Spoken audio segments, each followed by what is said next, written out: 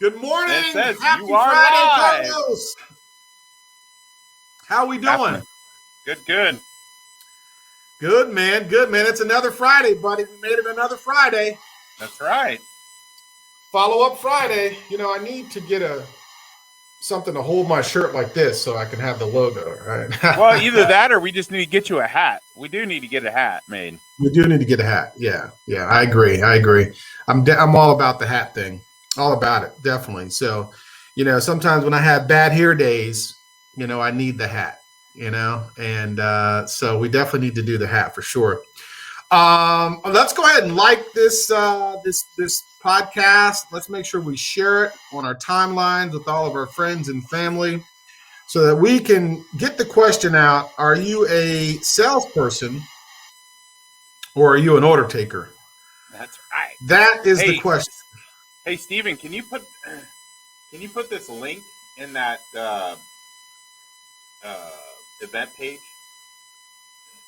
Yes, I can do that as I think well. we got some people in that event page that need to see that link.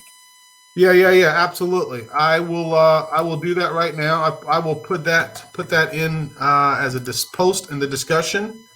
Yeah. So that it is there, and then I will also share that information as well out with others so that they can join the podcast and have the link as well with them if they need to. Yeah, we had some people that requested to chat with us. So. Okay, awesome. Would love to have some participation. We're all about that. And I'm posting, and I've dropped the link to the article also in the discussion. So if anyone would like to join along, they can do so. The link is in the discussion now. Okay. So, so let's go ahead and like and share this. Are you a salesperson or an order taker? And that is really what we are going to be talking a little bit about today and what the differences are. And I think there's a sizable difference between those two, but let's go ahead and like it and share it. You guys take a moment to do that. And we will get started here as soon as we can get this shared in a couple of different forums. But here's the question. Are you a salesperson or are you an order taker? And what is the difference between those two? The article that we are reviewing is one that we refer to and reference on a daily basis, I think, but we definitely do it every week, right? And it talks about dominant follow-up strategies.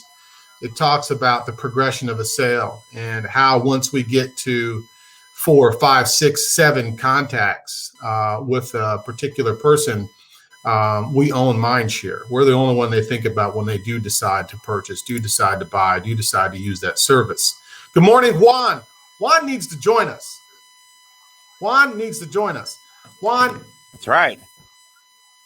Juan. Good morning, Juan. Want to join us? Juan needs to join us. Juan is the man. Not only is a phenomenal insurance guy, but he is the man. Where's the door? I'm going to email Carlos. Can you send Juan the link? Yep. Carlos will send you the link. Okay. Juan is phenomenal. We have been trying to connect with Juan for over a year. I would love to have Juan come join us because he is the ultimate salesman.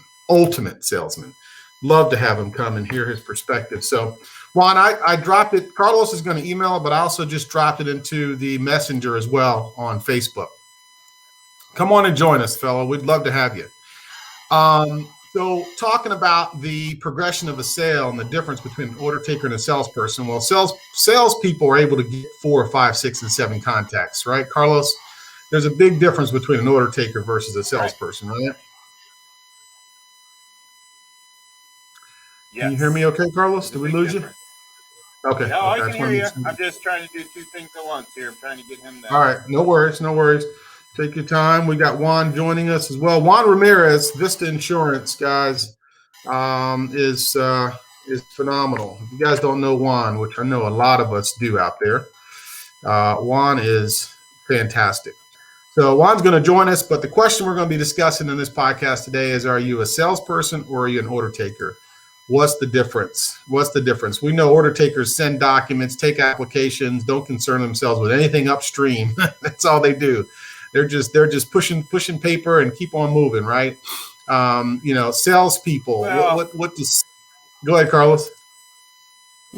Well, there's some order takers out there that are salespeople. True. I agree. Don't disagree with that at all. Listen, I started as an order taker. I mean, that's how I started. I was just taking orders, and developed into a much better salesperson over time. But I started as an order taker. Yeah. And there's a big difference. What do they say the difference is? They say salespeople work to make contact, deal with objections, match problems with solutions to help discover value in their service. We heard a lot of this when Kristen Herman was on with us. Remember that? Yeah. She talked a lot about that, discovering value, identifying what the situation is, what the problems are, matching good solutions to it. I told you when I had my initial meeting with her, she was asking a lot of questions, and I was like, I just really want to get to the price. Let's just get me to the price, okay? Just want to know how much it's going to cost. And she was like a doctor, right? Assessing the situation, identifying, qualifying, making sure that she understood truly what my outcomes were, where I wanted to get to. And I couldn't get to the price right away because she wasn't able to prescribe until she fully diagnosed, right? And I think that's what this is talking about here, right? This is talking about, dealing with objections, qualifying thoroughly understanding the needs of that particular person, what they're looking for, what their outcomes and objectives are. Before we jump into identifying solutions, we need to understand truly what we're dealing with. Before we have to get there, sometimes, like she had to deal with objections because all I really wanted was the price, and I didn't really have time for all that, and I didn't think it was important, right? And so she had to, tactfully and very professionally deal with those objections that I was throwing at her. Like I can probably just invest myself and, get the same outcome and things of that nature. But what she did is she dealt very tactfully with those objections, and she helped at the same time bridge to the discovery of the value in the service, right?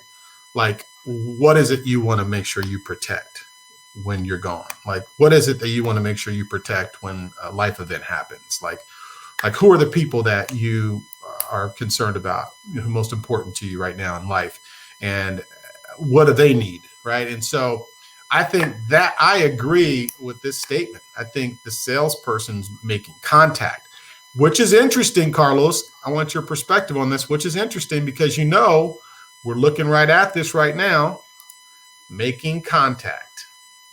Contact. Yeah, it's the whole process. It's making the contact, being able to develop your pipeline.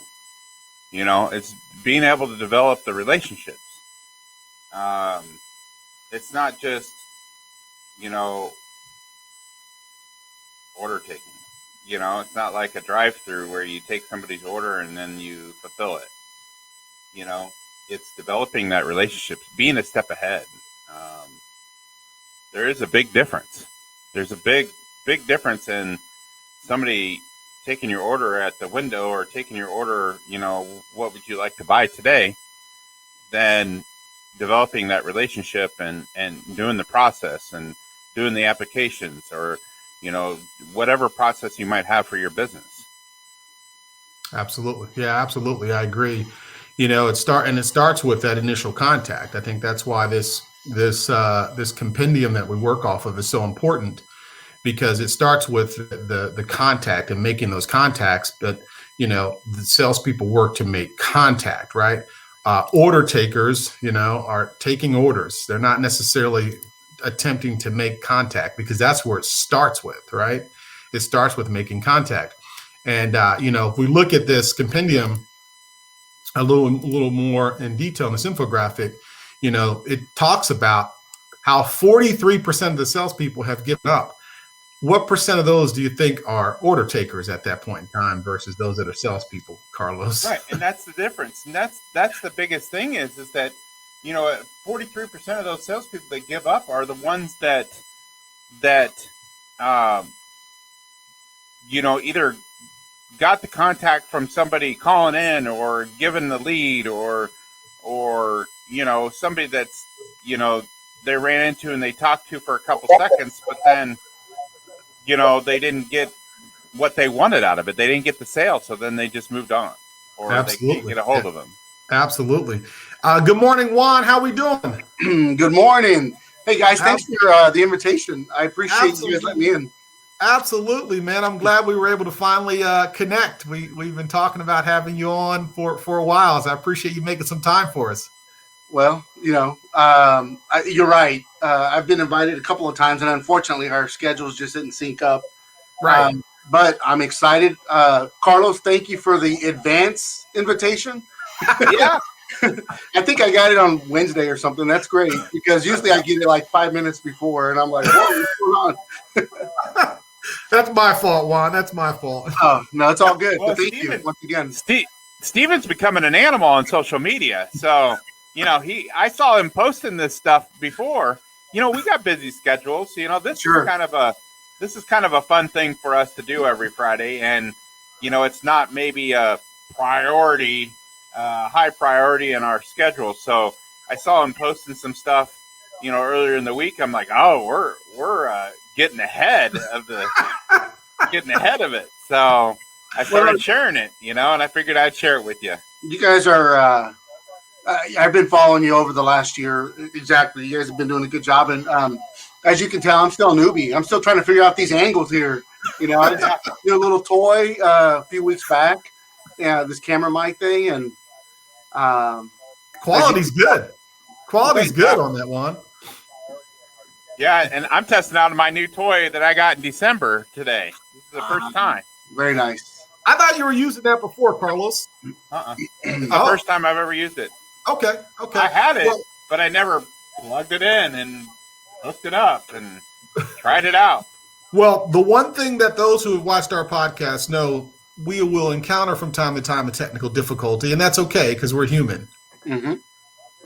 Absolutely. And we're learning. That's right. We're continual improvement. We're on the journey to continual improvement, Kaizen, right? Hey, Juan, we're talking about salespeople, and I was telling Carlos, okay, you from the moment I first met you, you exemplified, professionalism, sales professionalism, just good communication skills, just everything, all the qualities associated with a successful businessman. And I know you've done a number of things in your career. Tell us a little bit about you, man, your business and how you got yourself into the mode of a professional guy who runs his insurance business. Wow.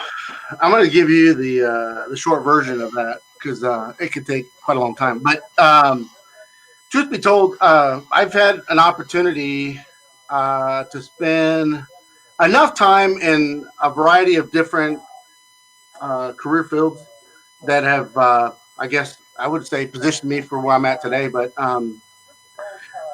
I spent early on in my career, I started out like most people. My first full-time job was in a customer service field, working for GE Financial Services. I'll tell you what, that's and I tell people all the time, you should learn a skill set by working in an operations center, a call center of some sort. You learn troubleshooting, you learn conflict resolution, you learn how to interact amongst other people, in your team. But more importantly, you interact with the clients and you learn certain soft skills that can be leveraged just about in any other field. So from there, I spent about 9 years in the telecom industry for a small company you might know as Verizon Wireless. Small company, huh? And so I took those entry level skill sets that I learned, and I capitalized on them, and I found myself in a management role there for about 5 years. And from there, I transitioned into my first role as a business sales associate and account executive. And I had a 9-year run with them, but in the last 3 years, we're in business sales. And so from there, went into advertising sales for an international television broadcast company called Univision, and spent almost about 4 years there. And then from there, I found my way over into the insurance space, and yet with another small company by the name of State Farm. And no, actually, I'm playing it down some, but I mean, I've had a fortunate opportunity to work for a variety of different companies that have allowed me to sharpen my skills in different ways. But after State Farm, I went into banking for about a 4-year stint of time. And it was while I was in banking that I realized that my passion, my calling was in insurance and financial services.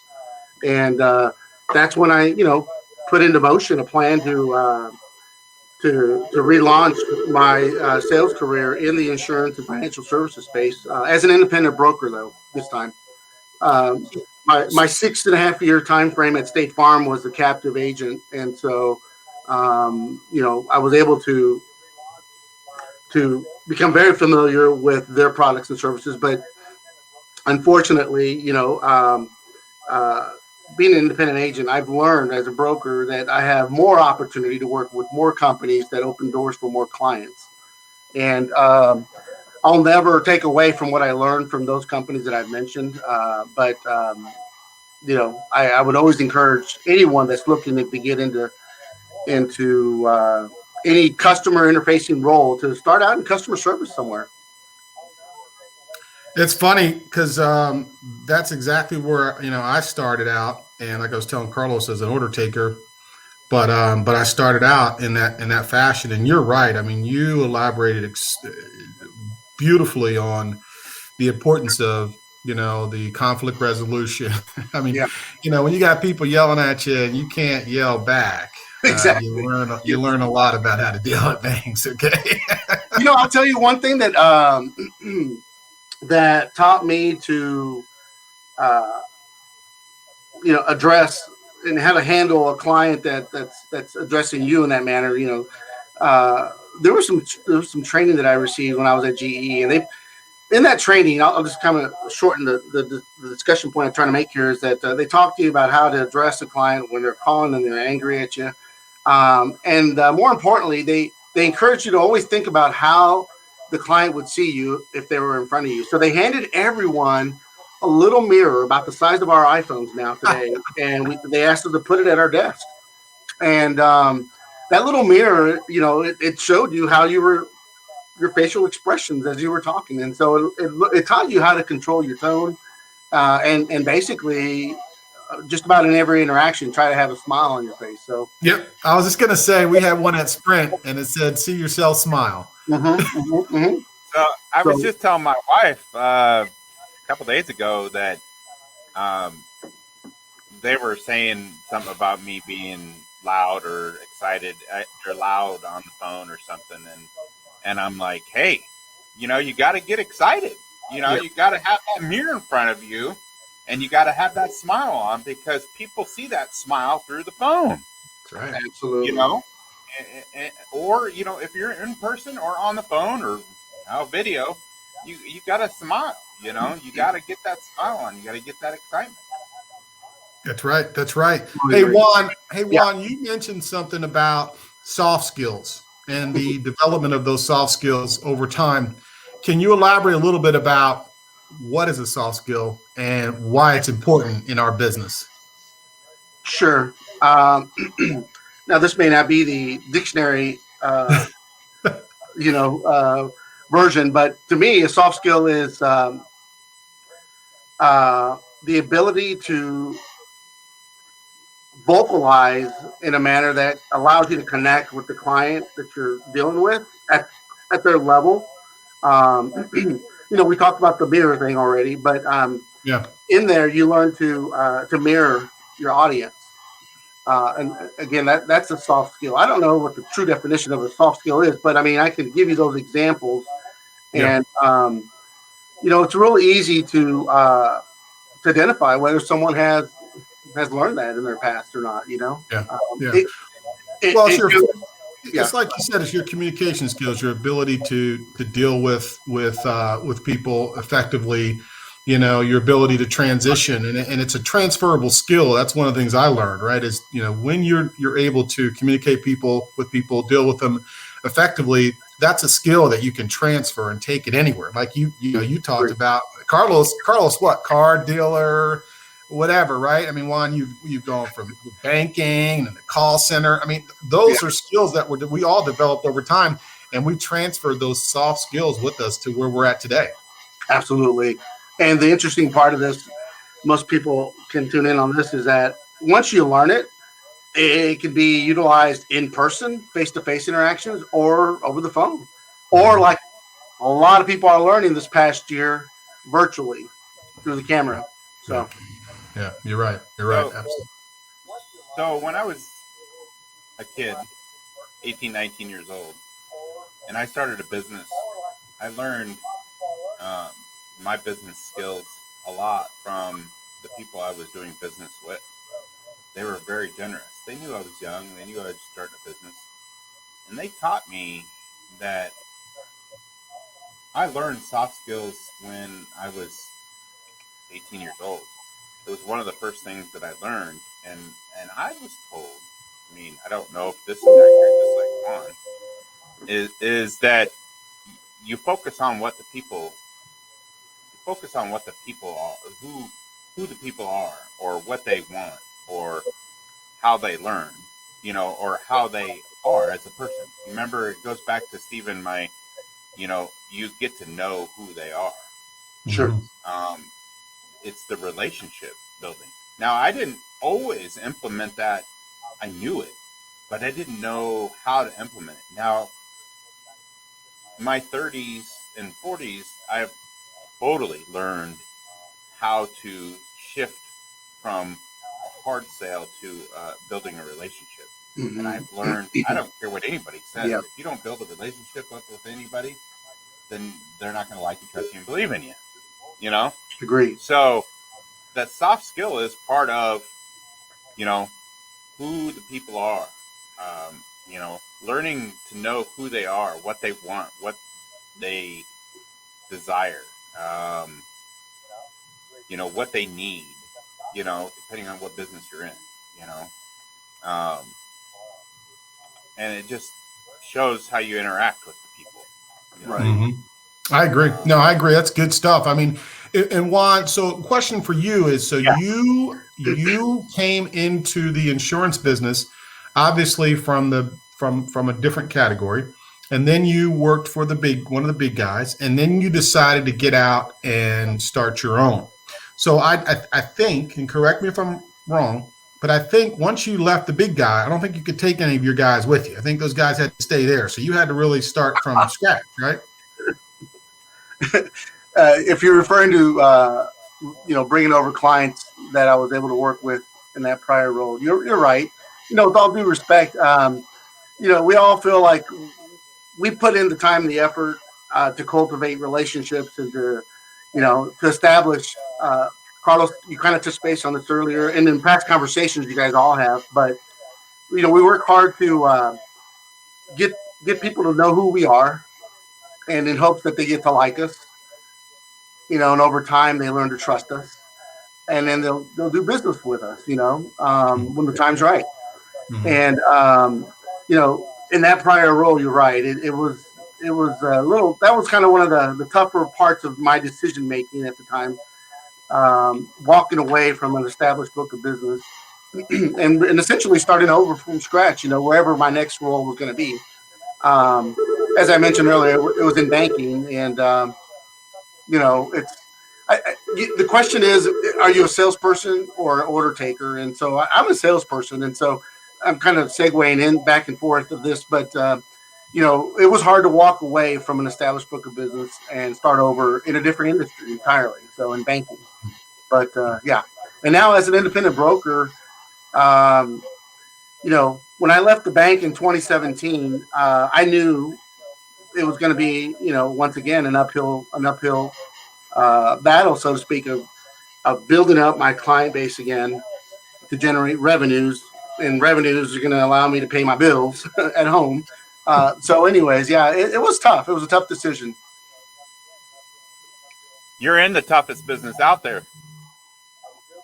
Insurance, next to, I think insurance and financial planning is one of the hardest business to create that relationship and build that trust and do that business with everybody.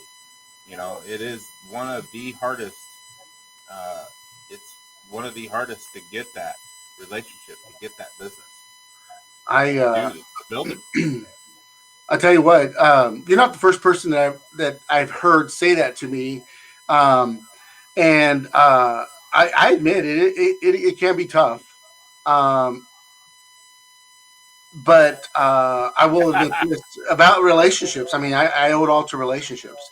You learn to work smarter and not as harder.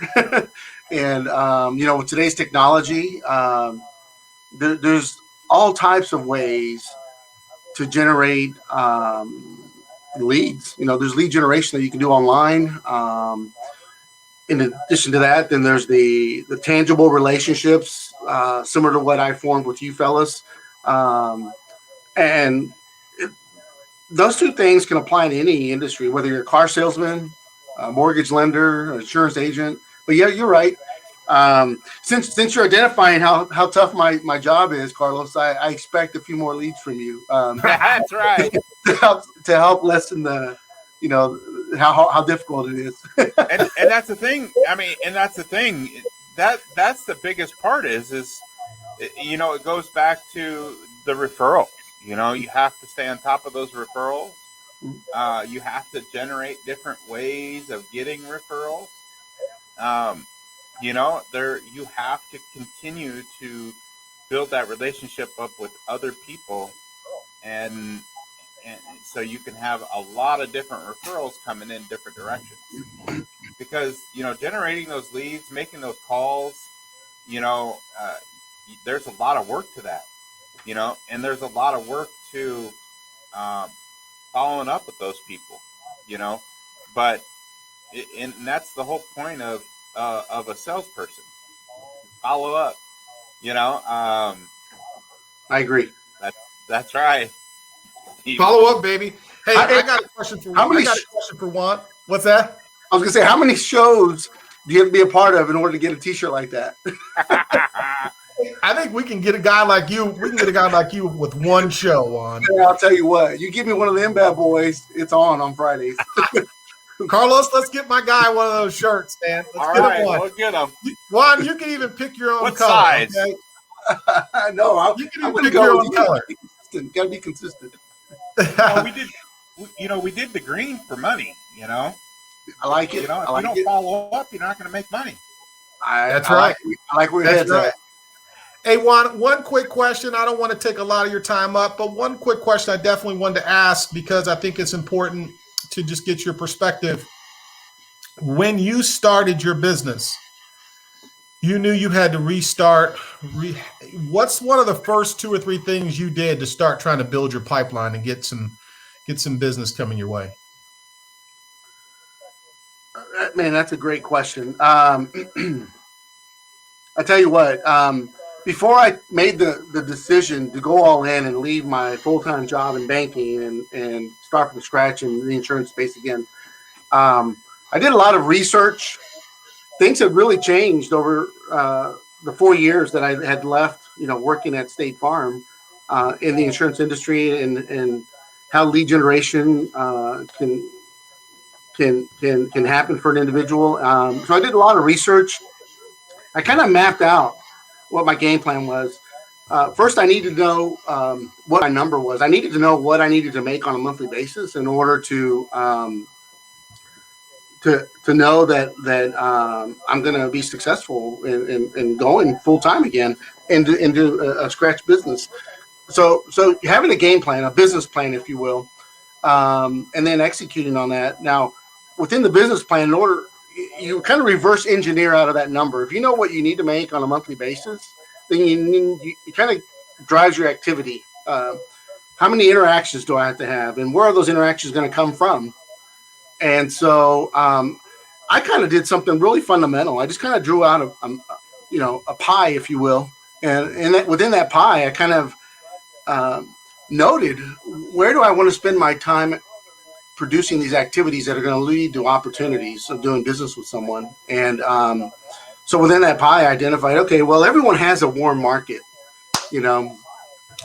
Carlos, whether we're in car sales back however long, you have a warm market you're going to call on. And then when you're calling on your warm market, you're also asking, who do you know of your family and friends, whoever you have on the phone in your warm market that could lead to a potential opportunity to interact and maybe quote their business. So having this pie and mapped out, okay, so here's my warm market. Another larger, and I kind of just broke it down into 1/3 because I didn't want to have a bunch of slices, So 1/3 of my pie was made up of my warm market. And that meant interacting with just about anyone that I knew and asking, who do they know? Another 1/3 of the pie was establishing referral partners. And early on, I'm fortunate. I feel very fortunate to know the two of you, and then the surrounding community in which we all interact within. But building those referral partners, building the relationships is key. Because of the pandemic this past year, I have to admit it's been rather difficult to spend personal time with people. But that's important. Establishing a relationship with someone, not just a relationship where it becomes a what do you have for me this month? Have the ability to develop a relationship with somebody, and whether that be today through virtually, building a relationship virtually, interacting with them on social media, help cheering them on, recognizing their accomplishments, or being there with a gesture online if something's going on in their life that they're sharing with their community online. But so building that relationship with your referral partners, that was another key factor that I wanted to focus on. The other third was going to be an area that I had not spent a lot of time or had a lot of experience in, and that is online lead generation. And so I knew I was going to have to get out of my comfort zone and learn a new skill set that involved the use of technology and social media and investing of some of my own funds in order to help generate leads online. And that's ever changing. That's a moving target. Just as you think you got to know how to manage a certain online lead generation tool, things change, and so then you're learning something else. But you have to be adaptable. And so I know your question was what are the top three things? And so for me it was having a plan, executing on that plan, and then the third I would say I live it every day, just trying to be consistent in all of my activities, whether it's interacting with my team. We've grown here at Vista Insurance from 1.5 person to where let's see, there's 3 full-time here down in the office, and I have two agents that have partnership agreements with our agency. And so, as a team, we're 5 people now. And when I started, we were 1.5. So it's a pretty good feeling. That's awesome. No, that's a great response, Carlos. I'll let you comment too, but that was a great response. That's exactly what I was looking for. What did you do? And I love the fact that you said you started out with research. Mm-hmm. You didn't say, well, I'm going to quit my job and jump in and hope things go for the best. Yeah, you have to research, Not only that, but you have to, just like it's funny how he says some of that stuff. It's like reverse engineer, You have to figure out, I always say that, you have to figure out how much money you want, and then you have to figure out how you're going to get that money. How many people you need to talk to, how many phone calls you need to make, how many hands you need to shake, how many referral partners you need, and then you got to bring all that business to come to you, But that's just like what I say is, I have to learn the business. I could do a lot of different businesses, just like my real estate. I have a ton of clientele right now that I have relationships with, but I don't let everybody know that I'm doing it right now because I got to become an expert at it. I got to become great at it. And I have to learn and research and do the work. And I have to do it as quick as possible because I have to be ready for all the clientele that I'm going. When I do get the news out. Right. As of right now, I still don't let my clients that I have done printing or any of that business, I don't let them all know that, hey, I'm doing real estate. I can help you out with commercial real estate. I can help you out with residential real estate, So I don't let them know until I'm ready, and I got to do it as quick as possible. And I got to have all my ducks in a row and, all my T's crossed, I's dotted, all that good stuff, So, good thing. Good stuff. Right. Yeah, it's good stuff, Juan. That's excellent. Excellent stuff, man. I mean, having a plan, executing the plan, and then being consistent. Carlos and I talk about that every week. It's like, you got to be consistent. You got to have that routine, that plan in place. You got to get up and do the same thing over and over and over again. And that consistency, breeds the activity that's necessary for us to have the level of success that we have. But it's blocking and tackling, right? It's not like we're going to get out there and we're going to block differently and tackle differently. It's the same thing, right? We're going to block, we're going to tackle, we're going to pick up the phone, we're going to call, we're going to go out and meet people, we're going to hand out business cards. It's the same thing. It's consistency. So I love that. That's key to success. That's awesome. Thank you. Appreciate that. Doing great. Cool. You're doing great. You got it right. Juan, I'm so glad you were able to join us, Juan. I've been very impressed, man, since the first day we met. And, I really wanted to pick your brain and certainly get you on here as well. So I really appreciate the fact that you made some time. Sure. Very impressed. We'll keep sending because we know that when we send someone over to you, you're right on it. I mean, the response is almost immediate, whether you're in the office, out of the office, whatever, it's immediate. And we appreciate that because, in our business, sometimes we're proactive and sometimes we're reactive with getting that insurance quote. So we appreciate the fact that you're very responsive, and then your customer service is beyond compare. So we really appreciate the things that you've done so far and continue to support our initiatives, man, because you're fantastic. And keep the education going. Teaching people that's a big benefit. If you don't educate people on what you're doing, then that's tough. People just think, oh, I'm an insurance agent. I do, this is what I do. I do this, and this, and I can help you. I can get a better quote for you. But if you educate them on what is important in those items, then and you do a good job at it. That's why I say keep educating because you do it. I'll attribute this to you guys. One thing that I have aspired to do and have continued to be inspired by you guys is to I'm getting ready to branch out here and go online and start doing some video education. I know I do social media education, but I don't do much video educating. And I'll tell you, you guys certainly make a person feel like, hey, I could do that, So it's interesting that you're talking about that right now, Carlos, because it's one thing that's been up here in my mind thinking I need to get out there in front of more people, and video is probably the best, platform to do so. So you have to adjust to what life gives you. Yeah. What is thrown at you. You have to adjust to what is thrown at you. So if it's a pandemic that keeps you from shaking hands and meeting people and being in front of people, then you got to adjust. Yeah. I'm still not fully adjust, but I'm learning too. Steven's kicking my tail. That's all I know. No. I mean, I told him to get on social media. Now he's all over social media and he's just videoing everything. and he's becoming an animal. He's kicking my tail. So all I'm doing, Juan, is learning from Carlos. From day one, when I didn't even have a Facebook account, oh, wow.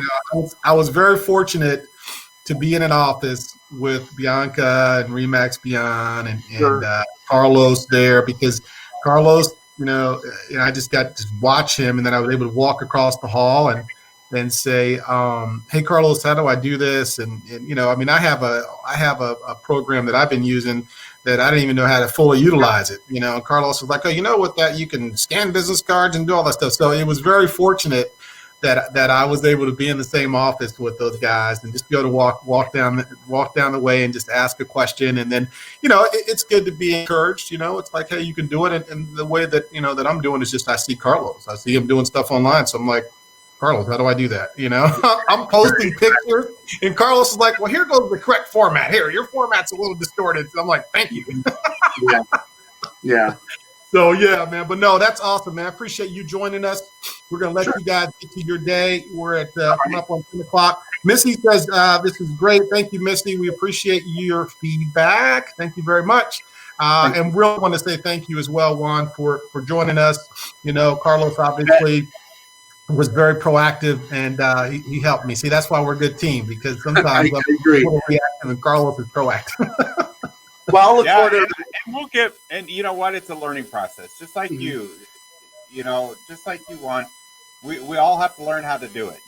I'm telling you, 2021 for me, social media is going to step up for me. I mean, I'm in the process of trying to find somebody that's going to handle a lot of it, because I got so much that needs to be done on a regular basis. Sure. I just can't keep up with it. There is priorities, and my clients in my business is a big priority. Yeah. But social media is big too. It's not that it's not. It's just I've got to prioritize. And social media is a big thing, and I'm glad that you're thinking about doing that. Yeah. I'm glad Steven's on all the time. Like I said, he's kicking my tail. Now I got to get back on it. I got to get on my phone. I got to get. I just got to do more.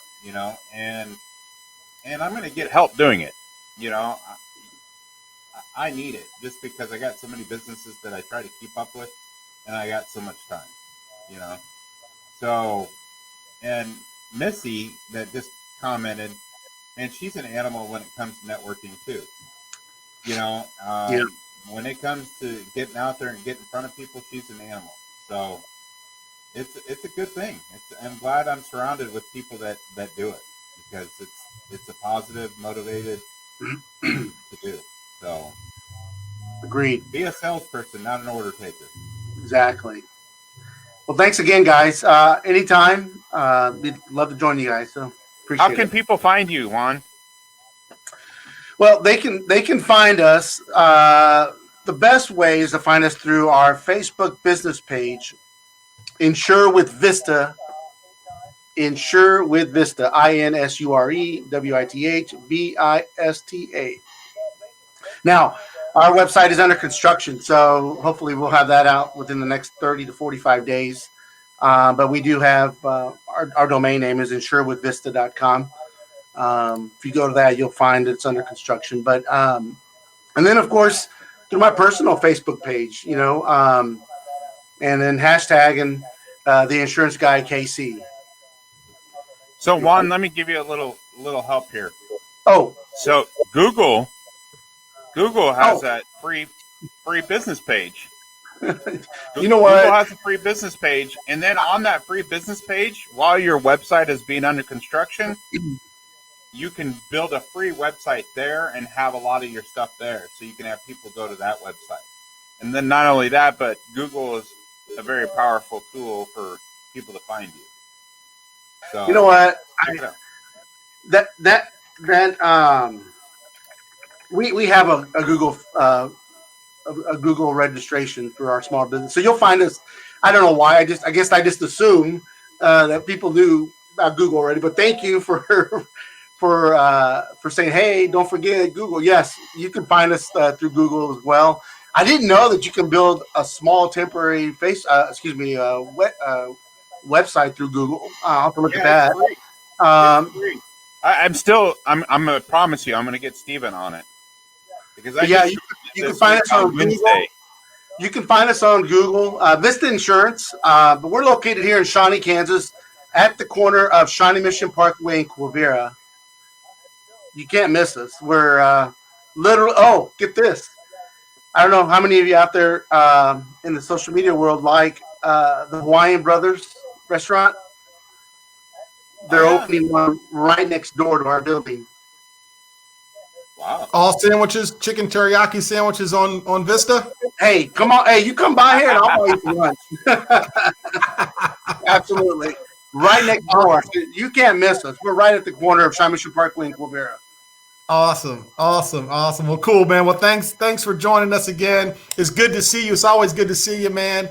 And I appreciate it, man. You guys have a good weekend, and look forward to more business this year in 2021 together. Thank you. We appreciate it. See you guys. Take care. Adios. See ya. See you, Carlos.